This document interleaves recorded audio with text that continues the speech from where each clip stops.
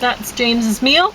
It's a baked potato with refried pinto beans and butternut spiralized whatever, and so like fake pasta with pasta sauce with white beans and stuff.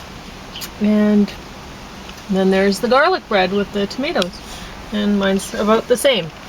And I'm gonna talk about Summertime, which got the top of the stack rating. Pulp, Mr. Church, Born to Kill, The Unhealer, The Assistant, Joe Bell, and The Bouncer. Wow. So we haven't done one, a deck dinner for a while. Is that the reason? Well, I don't know. I just I was writing poetry, and so stuff was on in the background? Movies were on, yeah. That's all. So, Summertime. This one's from 1955, and I had seen it before, and I liked it just as much this time. So the living was still easy then, eh? Yeah, well, it's a Kate Hepburn movie. She's in Italy, and it's quite scenic. It's a good movie. I think anybody would really like it. Michael Caine, Pulp. This one's kind of different. And I mean, there's a few funny things, right? At first you don't really get it. And then eventually you do. Like, he'll be writing it's not writing, narrating, right? He's narrating his experiences because he's a writer. He writes he writes pulp fiction kind of stuff, right? So it's just junky kind of stuff.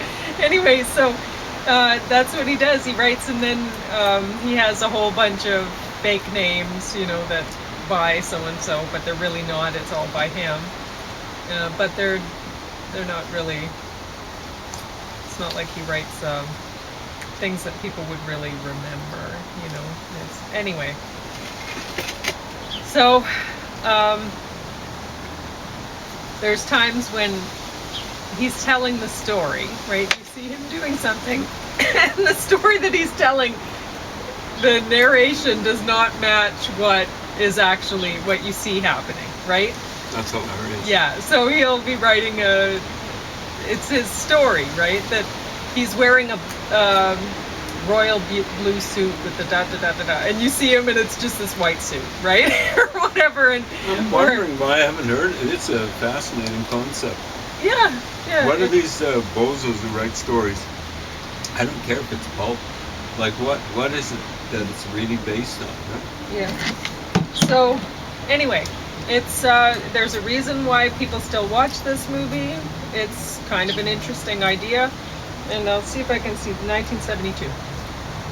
So there you go. Even if you don't like Michael Caine that much, I think you'd enjoy the movie. Or maybe you wouldn't, I don't know. But it's worth watching. Mr. Church. Everyone loves Eddie Murphy.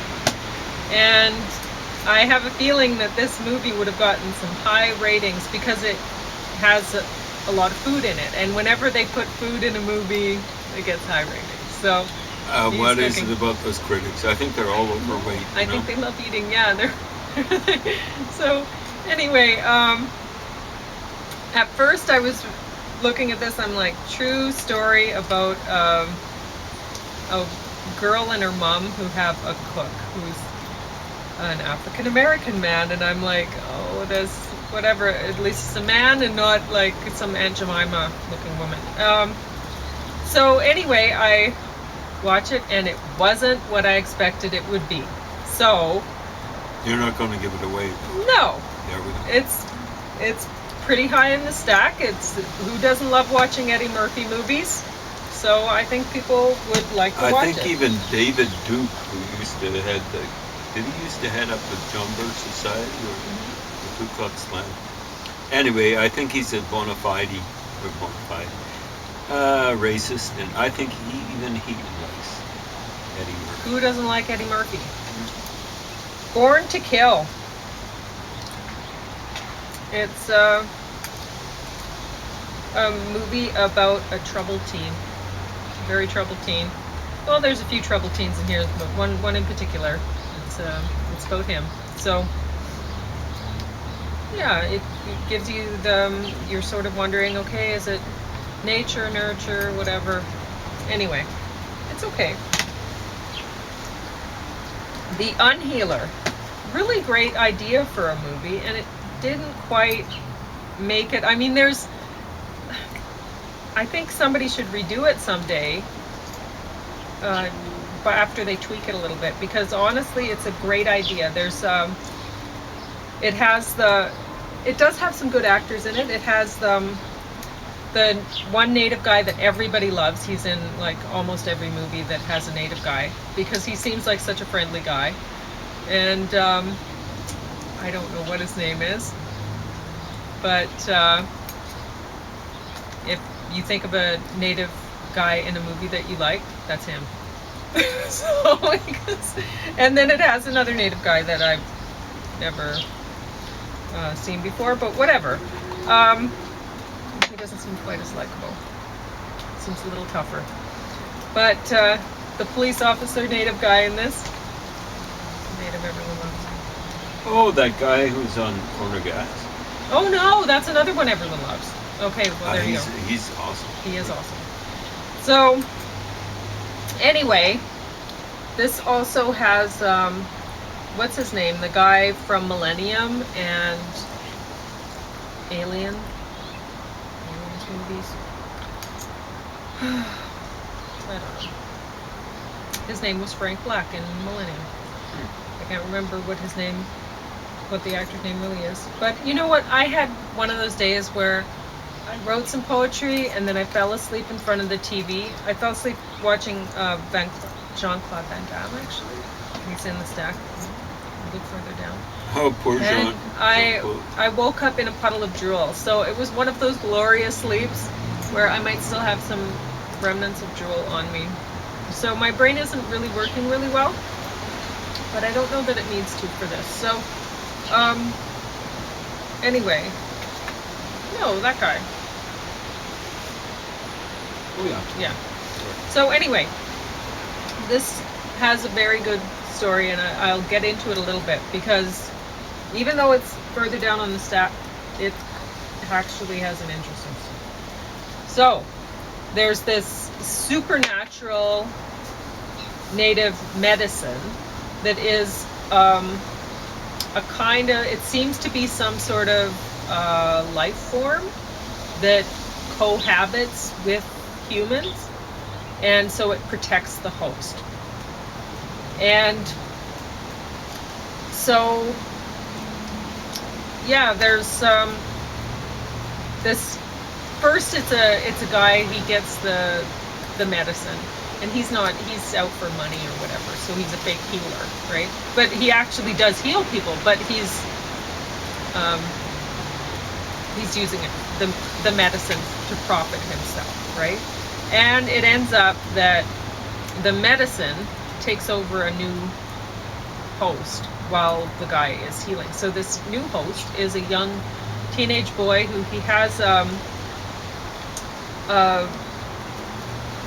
mental problem where he eats things that are unedible or inedible, like fabrics or paper or whatever.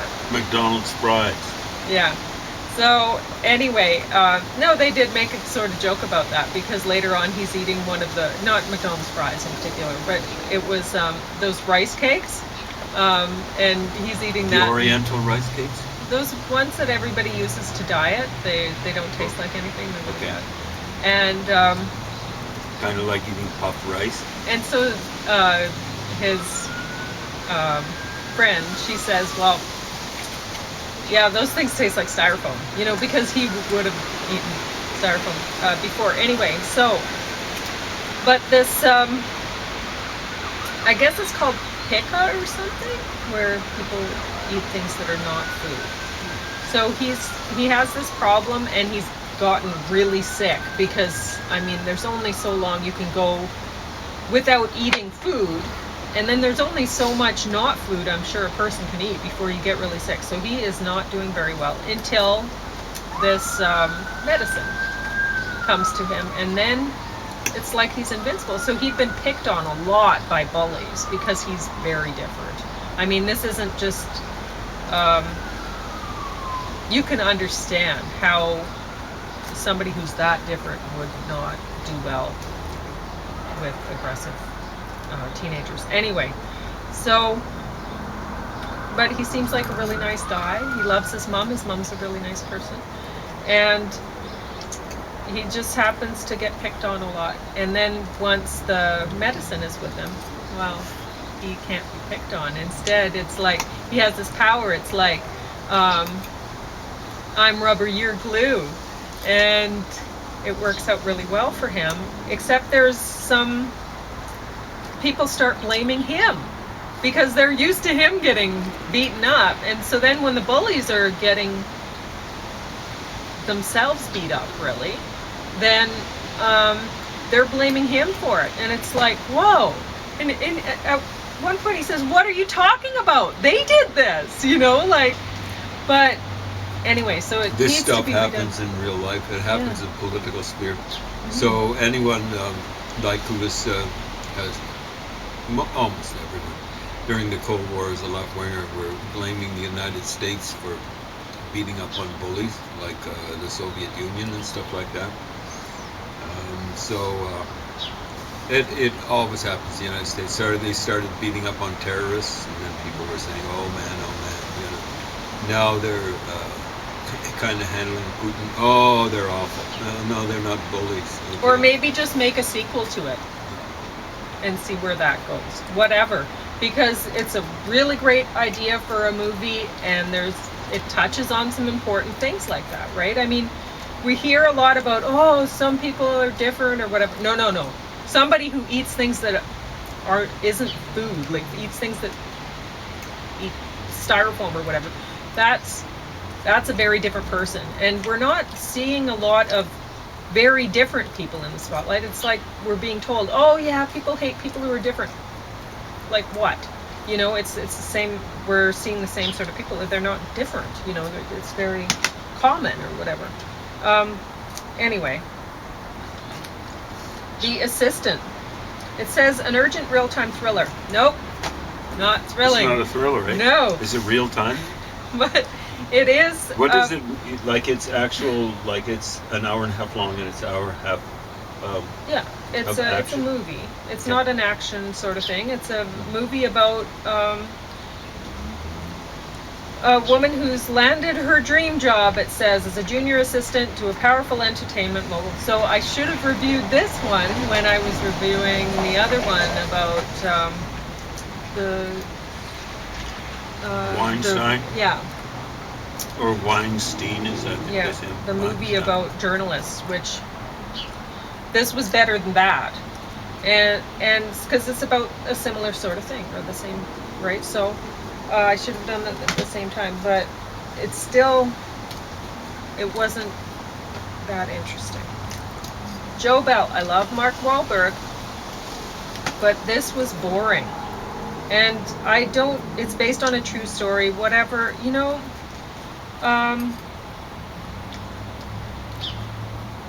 everyone is used to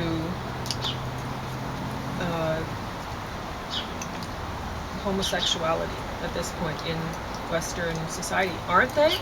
No, but what? So anyway, they're hammering down on them. Are they really? Well, what do I know?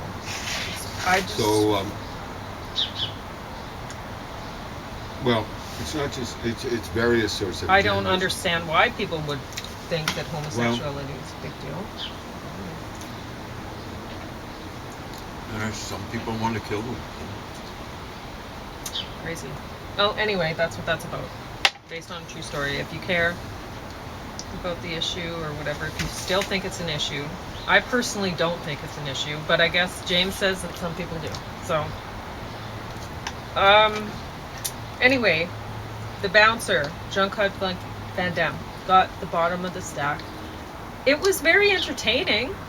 I fell asleep. That's nothing to say about the movie because I was very tired. We'd hiked to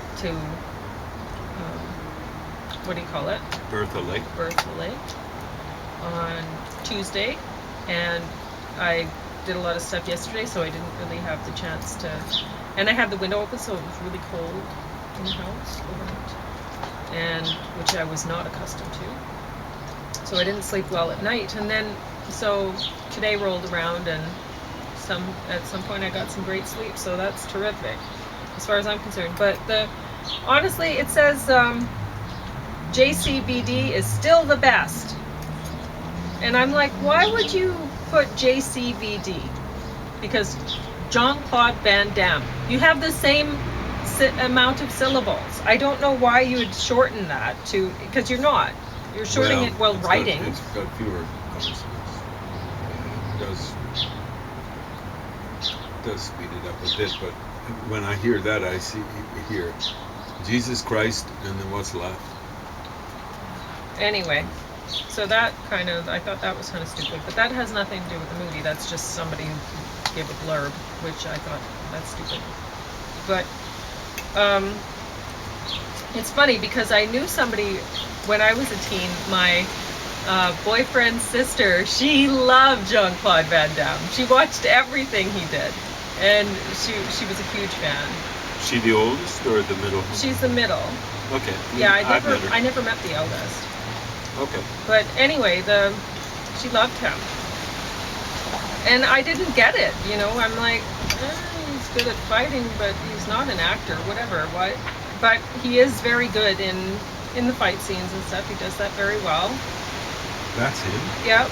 He's really aged, but yeah, he used to be a handsome guy. Yeah, well, maybe that's why she liked him. I don't know. But anyway,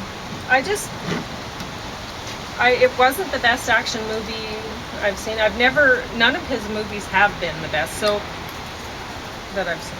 I'd start making a joke out of him. You know the way they did with Schwarzenegger? Why? Well, he's not a joke.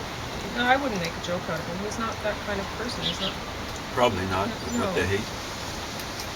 Anyway. They're still selling stuff, right? Whatever. You're going to talk about, looks like Hunter S. Thompson again. Weird. Could be. Well, he was a weird duck. I've just gone back and truth in advertising. I've got 6 pages left. Fear and Loathing in Las Vegas. Oh yeah. For how many times have you read it though? This is the 3rd time, minimum. Mm-hmm. And it actually almost like it improves with reading. Roughly 200 pages, so it's something you can get through in a day. Although it took me the second time. It took me a day and 10 minutes. A month and 10 days. Yeah, I just finished getting a treatment. I take a couple of things that kind of make it a little. So we're both dopey today.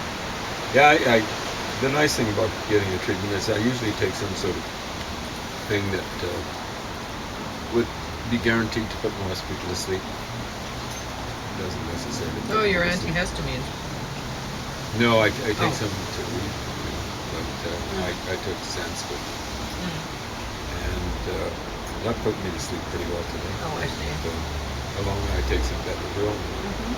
Called Montelukast. I'm told that has it. Make people a little bit snoozy. So I spent I got through about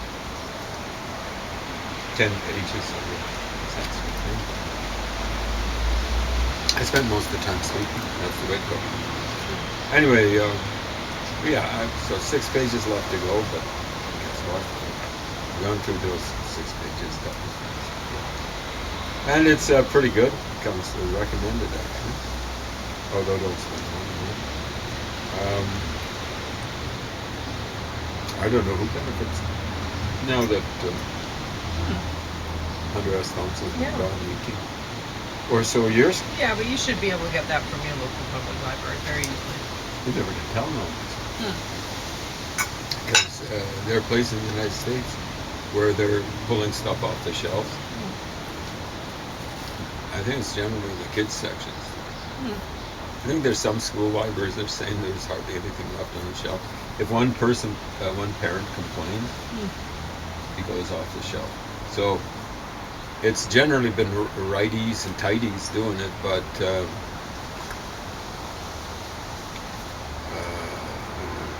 like one left-wing parent thought they were being really smart. This might have been a school library. The Bible's off the shelf. And, two wrongs don't make a right. You stupid parents who complained about that. They were saying there's too much violence and did they say perversity? I can't remember. Well, there's a lot of it in there. I don't know what's going to happen because it's two wrongs making a wrong. And people are in the middle. In case you haven't caught it, I'm styling myself as a radical, wishy-washy centrist. I'm one of the very few left. Everyone's flying off to the right wing, flying off to the left wing, and shooting at each other. And of course, the people in the middle, verbally, basically, but I don't know how long that's going to last. The 1930s were pretty nasty for people in the center. The 40s too.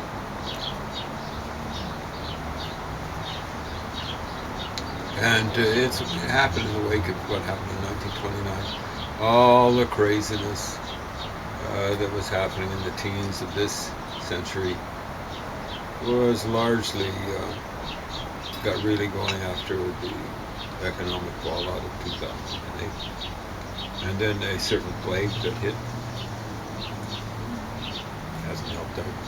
I'm not going to mention what it was. I am going to mention that Danielle Smith has gotten rid of masking requirements as of Monday in hospitals and stuff like that. I thought they were already gone, so that doesn't surprise me.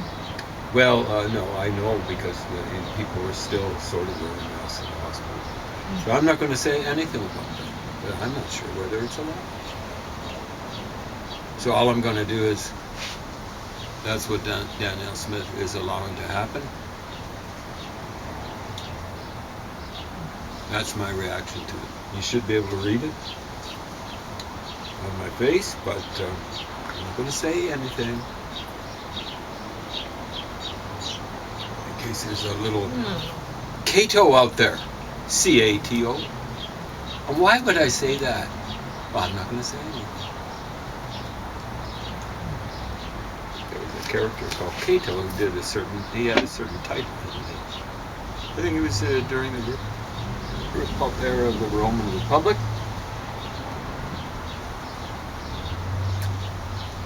And you guys can find them. Anyway, Hunter S. Thompson. Bruised with the reading. This doesn't. Just going through a few of his things for some reason or another. So I've already reviewed recently Great Shark Hunt.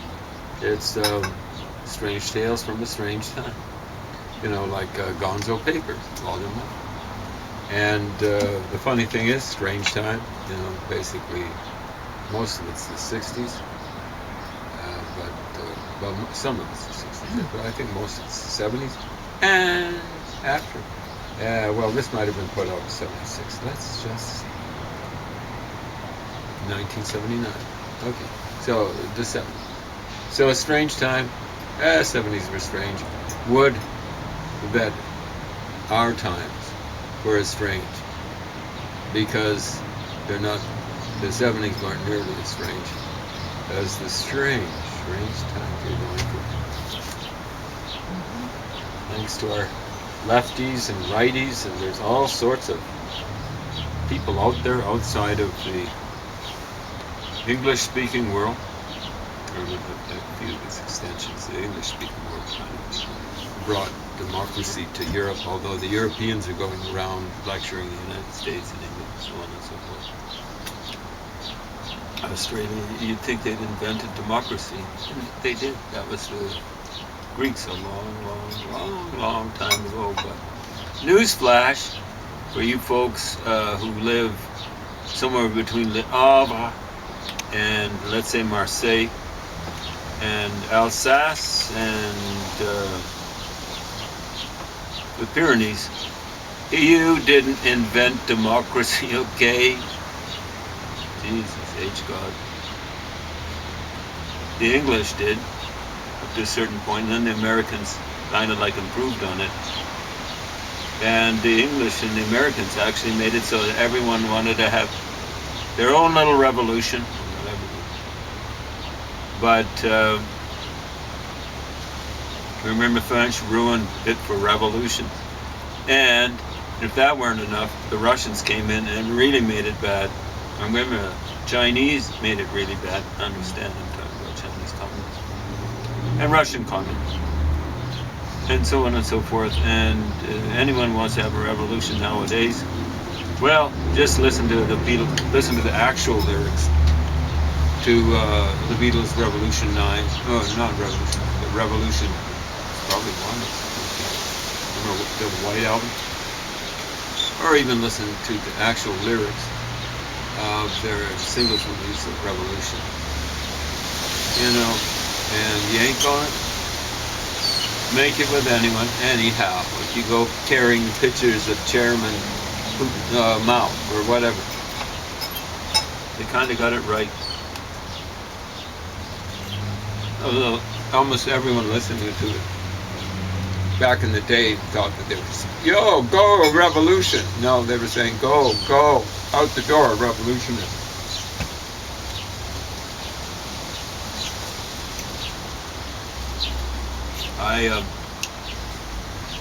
I kind of misinterpreted, like, didn't have much money back in the day. First time I ever used a jukebox, I was 14 years old. And I was in maybe the most conservative town in all of Alberta. And Alberta back then was pretty conservative. Much of it still is. So it's kind of like the Mormon capital of Alberta. It's the place that has the temple. I think it's the Canadian temple, or the Mormon church.